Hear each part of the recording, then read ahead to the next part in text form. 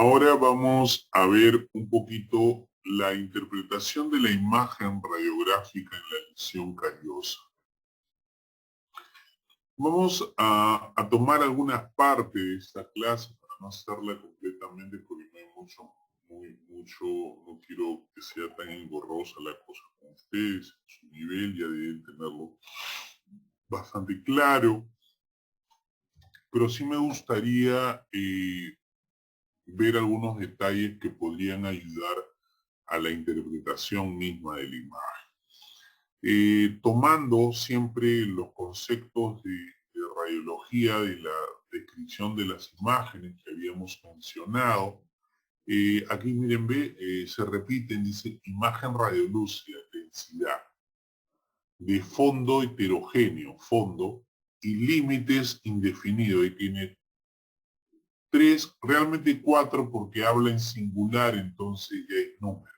Número es si es plural o singular.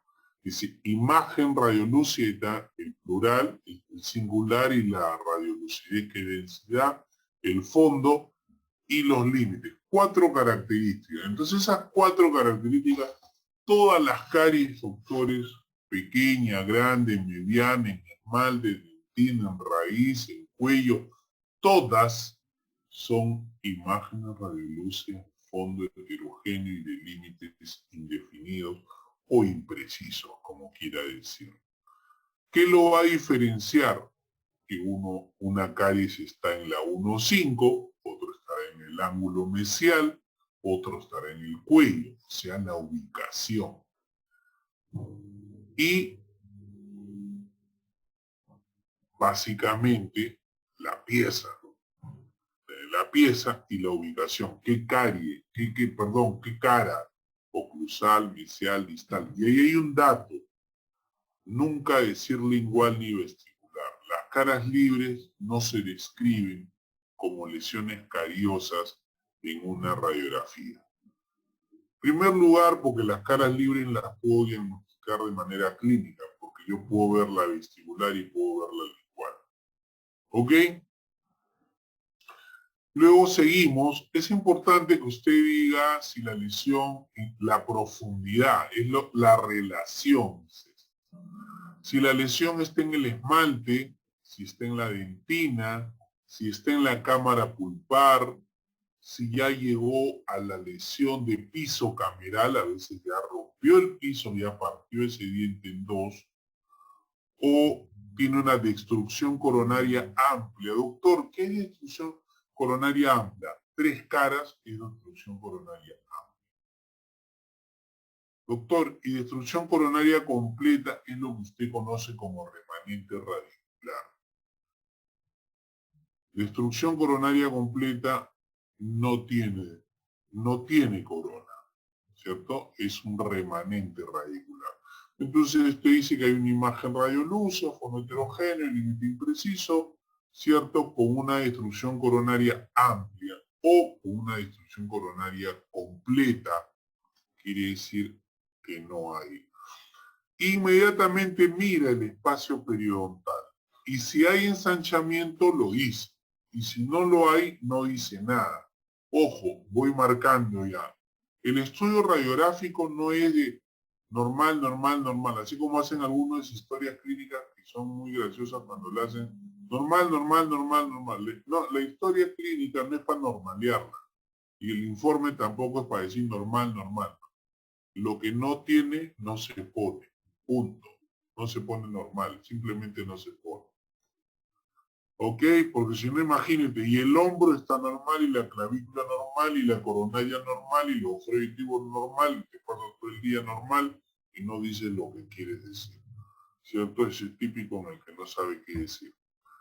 Entonces, las caries, los radiólogos somos muy descriptivos, y la tomamos de manera por su ubicación. Harry Jansen en el 2000 y luego en su última versión en el 16 con Januzzi lo dicen así, proximales, ojo, saquémonos el término interproximal porque inter no hay nada.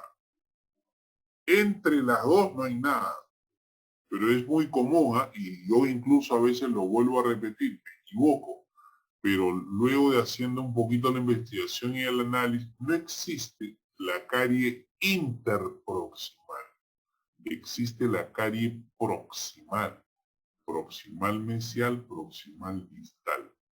Interproximales entre las dos, y eso no existe, entre las dos no hay nada. Bien, oclusal ya lo conoce, recurrente o recidivante y la rampante o galopante o de biberón. Bien, vayamos a ver. La carie proximal no es otra cosa que una imagen triangular, ¿cierto? Cuyo vértice se va a dirigir hacia la pulpa o hacia el límite amelodentinario. Y se suele clasificar en incipiente, moderada, avanzada y grave. La incipiente es la conocida como la muesca.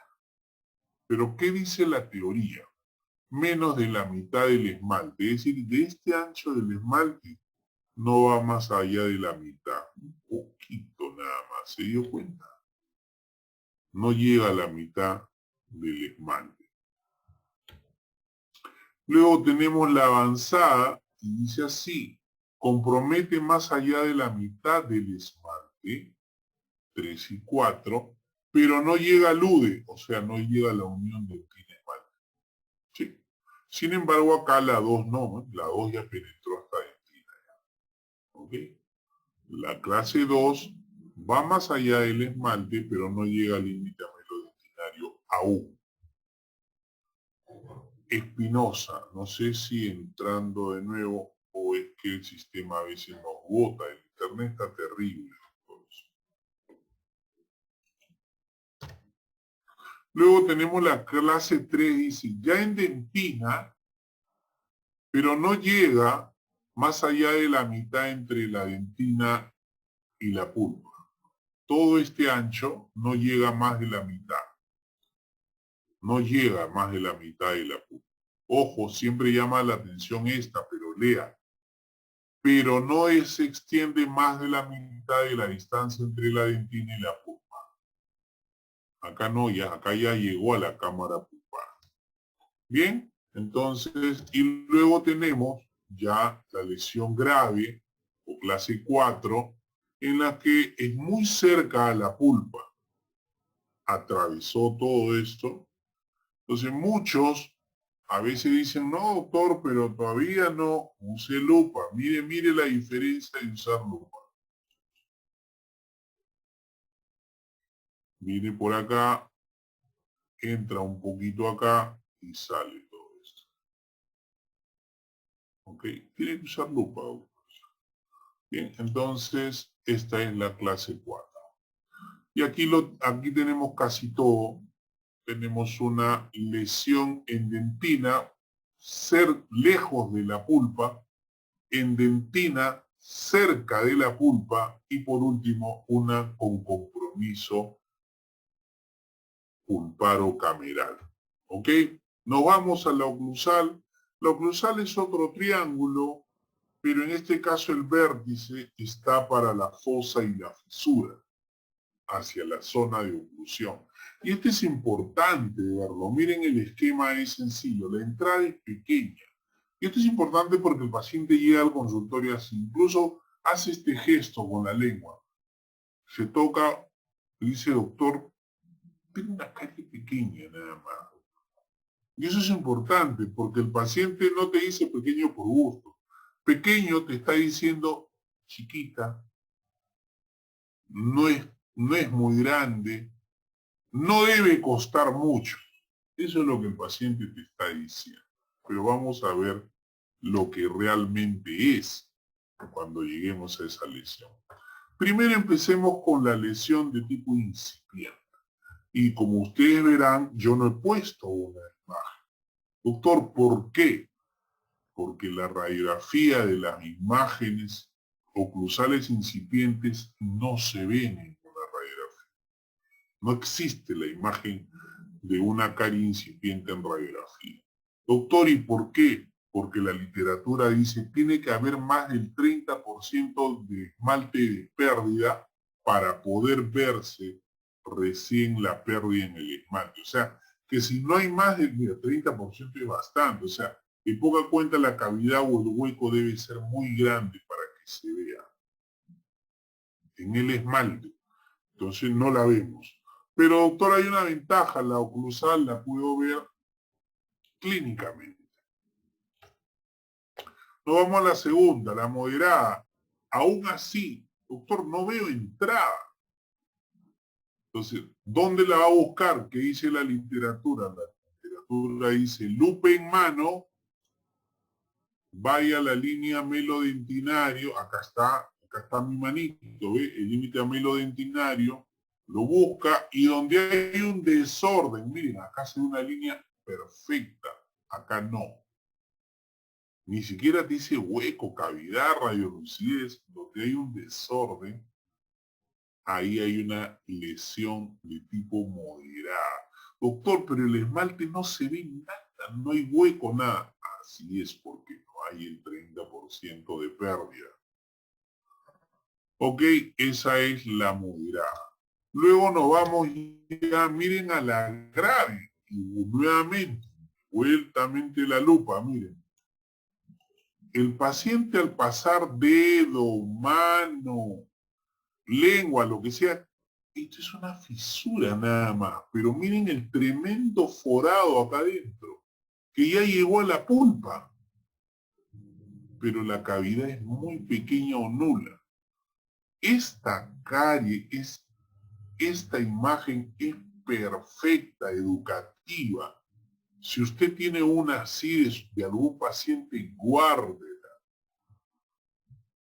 para que le pueda educar a sus pacientes y le diga, mire, ve, aquí no hay casi entrada, pero adentro esto sí. Yo lo que suelo hacer es tengo una radiografía de un paciente con diente sano y se lo enseño al paciente antes. Le digo, señor, usted tiene una lesión cariosa un poco profunda. No, doctor, es chiquita, te va a decir él. Mire, señor, en tu pantalla de tu computadora, este es un diente sano.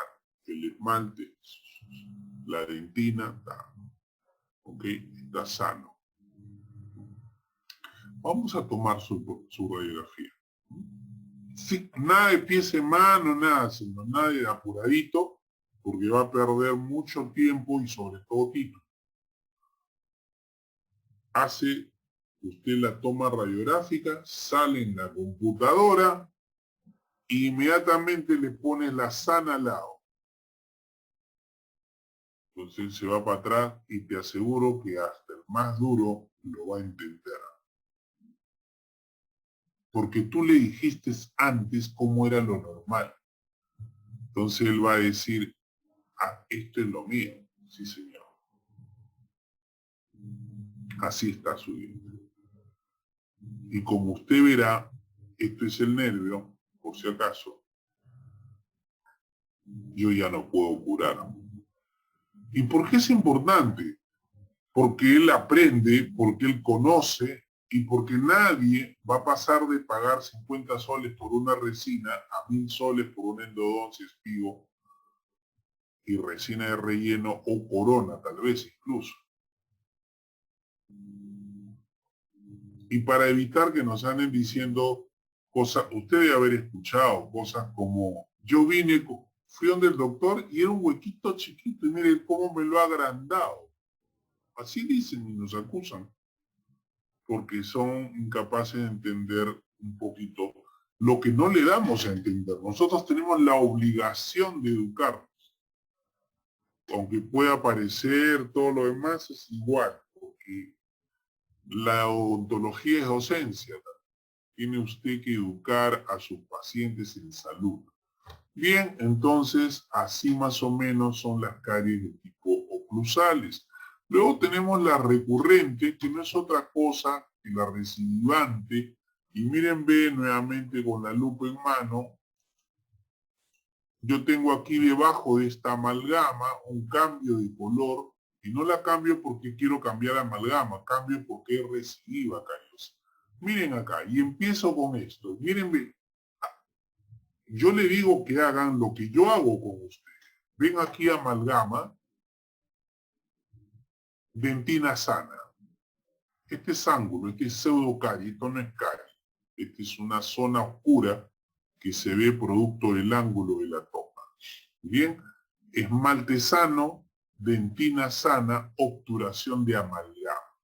Esmalte, qué lindo, ¿ves? Sano, límite amelodentinario, dentina sana. Acá abajo, obturación más profunda, dentina sana. Obturación más profunda todavía y carie.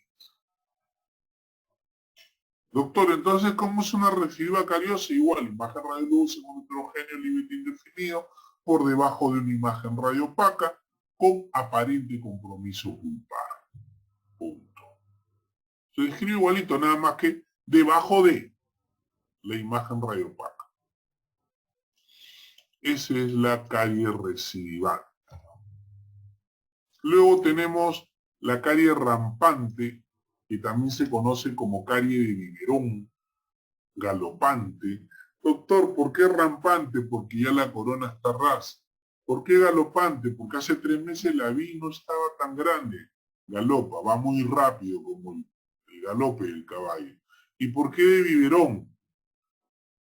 Porque se asocia que es producto que las madres utilizan la tetina de la mamadera o el pezón para dormir al niño y las 8 horas se queda este niño con la glucosa y la galactosa, que es la descomposición de la leche, que termina en ácido pirúvico y generando la decalcificación del esmalte de los niños. Luego tenemos lo que le decía hace un momento, cuando la lesión cariosa está en vestibular o en lingual y no sabemos cuál es, usted no diga caries en dentina, caries en esmalte o caries en cámara pulpar, como sí se dice cuando es oclusal, cuando es mesial o cuando es distal. Cuando es la cara libre, lingual o vestibular, usted puede decir imagen radiolúcida proyectada en la dentina, proyectada en el esmalte e incluso proyectada en la cámara pulpar. Pero no diga lingual, no diga vestibular. Usted baja de luz, fondo heterogéneo, límite impreciso, proyectada en la dentina. ¿Y cómo la diferencia, doctor, de lo oclusal? Porque no tiene carie hacia arriba, porque está la carie en el medio, ¿no? Entonces, esta es o lingual o vestibular. Doctor, pero el 99% que es vestibular, ¿cierto? Pero no hay prueba real de ello, más allá de la estadística. Entonces, siempre se dice, ya no se usa, ya se usa, en estos casos se dice proyectada, en dentina, en esmalte, en cámara, y no se utiliza vestibular o lingual el término, ¿ok? Luego tenemos aquellas personas que tienen pérdida de soporte óseo, tenemos nosotros que la lesión cariosa también ingresa en el cemento y genera las caries cervicales cuando están en el cuello y se dice así, disto cervical, mesio cervical. Y cuando están en la raíz, doctor, se dice disto radicular, mesio radicular. ¿Ok? Aquí están, miren, ve, tremendas. Y en radiografía la vemos aquí, como por ejemplo 1,6 mesio radicular y 1,5 disto radicular. ¿Ok?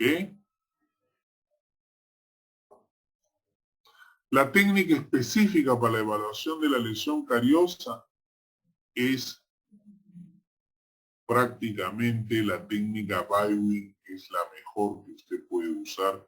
A cono largo, con posicionador es lo más efectivo, ¿cierto? Para poder detectar estas lesiones cariosas, termino diciendo justamente el formato con el que empecé, ¿cierto? Que debe usarse para esta técnica. ¿Alguna pregunta hasta acá, doctores? Bien. Entonces empezamos la aplicación de la imagenología en el tratamiento endodóntico.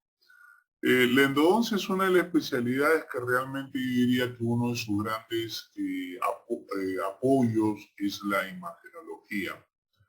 La realización de un tratamiento endodóntico se utilizan más o menos 4 radiografías. Una previa de diagnóstico que me va a permitir decidir si la lesión callosa está o no con compromiso pulpar y cameral y requiere o no tratamiento endodóntico. Ese es número 1.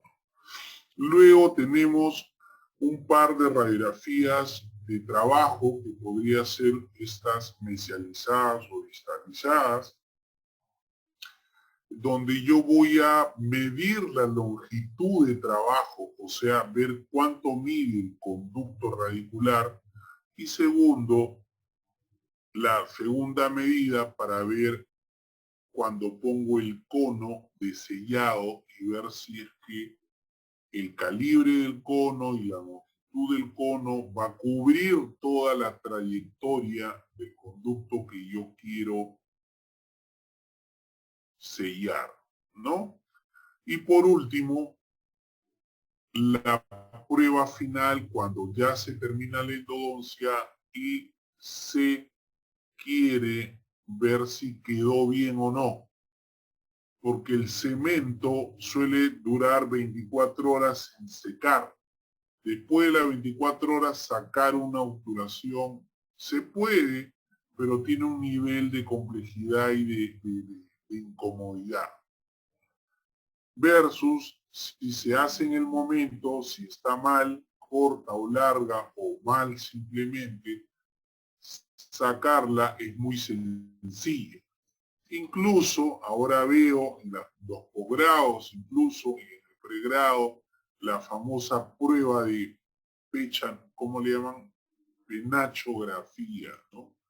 La verdad que es una loa a la, ¿cómo se podría decir? Una loa a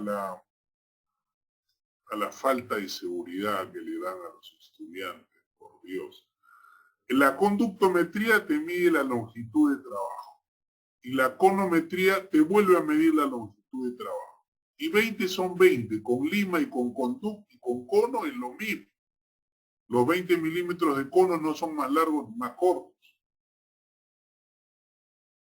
Entonces, si entra una lima en 20 milímetros, tiene que entrar el cono. Ahora, lo que pasa es que tú tienes que medir el cono, le pones una medida y si no entra, no entra, pues está mal. Y encima de eso le hacen una penachografía para luego tomar una final para luego cortar. ¿Cómo los hacen demasiados inseguros a los estudiantes? Para mí eso es terrible. Nunca hemos tomado, yo me he enterado de la penachografía cuando veo a los estudiantes hacer esa situación, nada más para evitar que se equivoquen. Si les enseñaran bien a hacer la preparación biomecánica e ir repasando y midiendo, no tendrían ese problema. Bien, el objetivo supremo de la endodoncia es la obliteración tridimensional de los conductos. Es decir, yo necesito obliterar mis conductos, evitar que pase de mi boca al conducto un microorganismo y evitar que del extracelular al conducto también migren microorganismos. Entonces yo necesito sellar. Por eso es que el objetivo tridimensional que tenemos en la endodoncia es que se selle. Si no se sella, tenemos problemas. Y entonces para sellar se utilizan estos conos de gutapercha que tienen como base el óxido de zinc bugenol y se visualizan porque son radiopacos. Entonces esta radiopacidad se va a visualizar y vayan viendo, miren esas formas caprichosas de las raíces y consecuentemente de sus conductos, cómo están curvadas, hacen su curva, aparte se dividen de 2 y 3, hacen delta, otros se juntan como acá. Entonces, doctor, entonces la radiografía que primero me servía para ver si la carie llega o no a la pulpa, yo le digo a los alumnos, se vuelve tu GPS. Ahora te va a decir cuántas raíces tienes, cuántos conductos tienes, cuántos se juntan, cuántos se separan, dónde acaban, porque les cuento, si ustedes observan, los conductos no acaban en el foramen apical, muchos se desvían y no llegan, por decir de mala manera, a la puntita de la raíz. No llegan siempre. Estos otros señores, Way y Walton, ya decían también hace muchísimo tiempo, miren, que la radiología acompaña en el diagnóstico, porque te va a permitir saber si necesita o no endodoncia, en el tratamiento, porque como ven ustedes en las láminas móviles, te permite medir y luego controlar si la longitud de trabajo ha sido rellenada en toda su dimensión, o está corta o está larga. Lo que se conoce como subobturada o sobreobturada. Los controles pueden ser inmediatos, pero también pueden ser a mucho tiempo. Miren, ve, aquí este tratamiento que requería tratamiento endodóntico, esa gran lesión periapical radiolúcida, y ya después de un año, ¿cómo reparó? Es obvio que este es un individuo joven porque la reparación en individuos jóvenes, más o menos de 18 a 22, 25 años, suele ser pues a los 3, 6 meses, todo está sellado. No es que tú acabas el endodoncia y la otra semana ya va a estar lleno, ¿ah? No, va a demorar unos 3, 6 meses. Si están frente a alguien de 50 años, esto debe demorar un par de años. Si están con alguien frente de 80 años, esto puede demorar muchísimo más. Va a depender de la capacidad de respuesta de regeneración que tenga el cuerpo, y eso va disminuyendo lamentablemente en las personas más grandes. Bien, tenemos, como había dicho, 3 tipos de radiografías: la de control, la posoperatoria, la pre, que es la de diagnóstico, y la que vamos a revisar el día de hoy son las excéntricas o de trabajo, para revisar un poquito la técnica de Clark. ¿Qué dice Clark? Yo puedo mesializar o distalizar la dirección del cono, es decir, puedo tomar de mesial o de distal, ¿no? El que nosotros tomamos es ortogonal porque hace un ángulo recto de 90 grados entre el rayo, ¿cierto? Y no el diente y la película, sino básicamente al caer hace con la estructura 90 grados. Que yo necesite 30 en las molares, pero al hacer 30 en la molar, va a caer en 90 en la película o diente. Hace 30 con mi cara, pero hace 90. Doctor, ¿y la que hace 45 con la nariz? 45 con la nariz, pero en ese 45 hace 90 con la bisectriz o con la diente o película, dependiendo de la técnica. Entonces, por eso se llama orto, viene de 90 grados, ortorradial, ortogonal. Pero, doctor, ¿y qué son las mesiales? 20 grados hacia adelante, mesializada; 20 grados hacia atrás, distalizada. Así de sencillo. Y Clark decía así: cuando yo mesializo, distalizo, todo, ahí está escrito, no lo voy a leer, se lo voy a explicar. Doctor, por ejemplo, cuando mi primera premolar tiene 2 raíces, así como mi dedo, son 2, pero usted ve casi 1. Pero son 2, pero usted ve casi 1. Igualito. Mi primera premolar superior tiene 2 raíces, una vestibular y una palatina. Cuando el rayo es directo, 90 grados ortorradial, en la película, así como mi dedo, se monta y se ve 1. ¿Ok? Sin embargo, si yo miro de costado, yo veo 2. Al mesializar o distalizar, disparo y resulta que la vestibular la lanzo al fondo y la palatina se acerca a mesial. Entonces Clark logra 2 cosas. Al mesializar o distalizar, logra ver la raíz atrás, de atrás, la oculta, o sea, la palatina, Y si es inferior, será lingual. Y es más, se dio cuenta que en la imagen radiográfica, la palatina, si es superior, o lingual, si es inferior, se acerca a la zona mesial. Vamos a verlo en imágenes. ¿En qué dientes se involucra esto? Estos de acá. Las molares, el primer premolar y las molares inferiores. Vayamos por el premolar. Todos sabemos que la primera premolar superior suele tener dos raíces. Pero miren, lo veo acá viendo de arriba, dos raíces, en la toma ortorradial. Pero cuando lo veo de frente en la radiografía, así como mi dedo, son dos, pero se ve casi uno, se ve montado. A todos nos pasa eso. Pero si usted se queda viendo, mire, cuando voy del lado, voy atrás. Cuando voy de lado, voy atrás.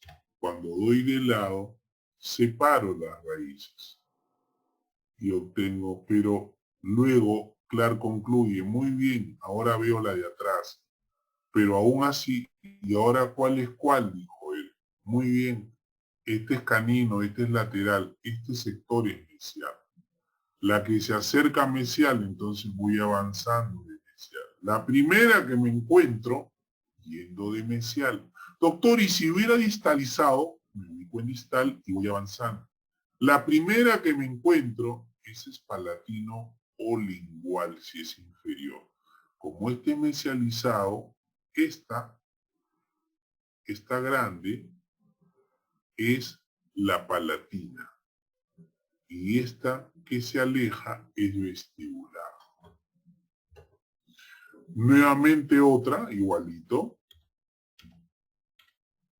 Como yo puedo separar los conductos para poderlos ver.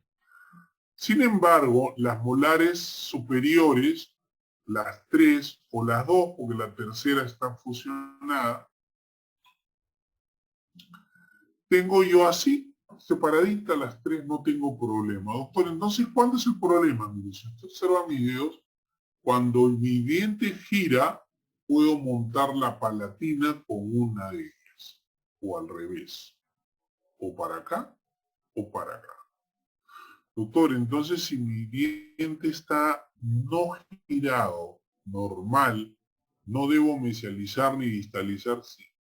Es un error aplicar CLAR cuando el paciente está en buena posición dental. Sin embargo, si el paciente está girado, sí debo usar CLAR. Miren, ve, este paciente está normal, veo tres raíces. Pero si yo por error mesializo o distalizo, voy a montarlo. Y tú vas a pensar que estás haciendo mal CLAR. No, CLAR está bien, pero lo estás aplicando. Doctor, entonces primera y segunda molar superior, si no están giradas, no debo aplicar CLAR. Bien. Ok, ahora nos vamos para abajo. Abajo inferior, todos sabemos que en la raíz mesial hay dos conductos. Pero doctor, en la toma se ve así, una distal y una mesial. Pero cuando mesializamos, en este caso vamos a distalizar. Mire, mire por favor acá arriba el foquito, se va de distal. Doctor, ¿cómo sabe que distaliza? Este es un canino y este es una molar. Este es un premolar y este es una molar. Entonces, dice que ha distalizado, entonces arranco de distal. Me acerco, esta es la raíz distal, sigo avanzando. Uy, la primera que me encuentro, lingual. Y la que otra, la que se aleja, vestibular. Bien, doctores, eso es básicamente la parte. Por otro lado, hay detalles como que no siempre el conducto acaba en la puntita. En este caso, el foramen lo tiene a un costado. Y eso es importante porque muchos protesistas, está corto, está corto. Mira pues tu lima, mira con tu lupita para que veas que no es que esté corto. No tiene nunca que acabar el conducto en la punta. Es la naturaleza, no tenemos por qué romperla. ¿No ves? Acaba a un costado. Hay posicionadores ahora para técnica de endodoncia con limas Y esta es una fistulografía, se agradece al doctor Carlos Bóveda y su página es tomada, donde yo puedo ingresar un cono de gutapercha para ver a cuál de las dos coronas pertenece este absceso que ha fistulizado. Y al ingresar vemos abajo, acá está el cono, vemos que lo lleva a este tratamiento endodóntico. Estos tapices solamente para que vean las formas caprichosas y para que vean la necesidad de tener que estudiar bien el diente para ver cuántas raíces tiene, cuántos conductos tiene, qué trayectoria tienen, si se pierden, si desaparecen, qué significa eso. Bueno, eso es un poco amplio y hay mucho que hablar por ello, las pinzas, las sedaciones, cuando hay un cambio de sentido de orientación, se pierde el conducto, como le vuelvo a repetir, se requiere más tiempo y más entusiasmo para poder analizar eso, ¿cierto? Ok, y ahí acaba Restauradora